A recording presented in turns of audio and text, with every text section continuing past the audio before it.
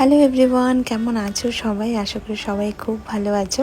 আর আজকের ব্লগটা একটু অন্যরকম। আজকে কোনো কাজ নিয়ে আমি ব্লগটা বানাইনি। অ্যাকচুয়ালি আজকে আমাদের অনেকের একটু প্ল্যান ছিল যে আজকে সবাই স্টুডিওতে পিকনিক করব। মানে পিকনিক বলতে রান্না তো করতে পারবো না, সেরকম আমাদের কাছে টাইম ছিল না। ভেবেছিলাম রেস্টুরেন্ট থেকে কিছু কিনে নিয়ে এসে সবাই মিলে সেখানে একটু আড্ডা করব, টাইম স্পেন্ড করবো। বাট যেহেতু কাজের দিন পড়েছে সেই ক্ষেত্রে অনেকে আসতে পারেনি, শুধু আমরা চারজনই ধরা পড়েছি। তো চারজন মিলিয়ে আমরা পিকনিকটা করলাম ছোটখাটো করেই। বাট মনে হচ্ছে নেক্সট টাইমে যখন পিকনিকটা হবে বড় করেই হবে। যাই হোক, সেটাও তোমাদের সাথে আমি শেয়ার করব। খেতে খেতে অনেক আড্ডা করলাম, অনেক মজা করলাম সবাই মিলে।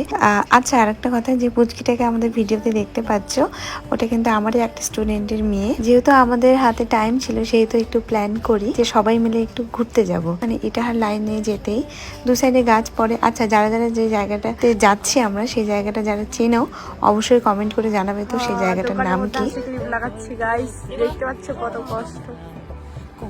মানে ক্লিপ লাগার কত ইচ্ছা থাকলে মানুষ এরকম কাজ করে। দর্শক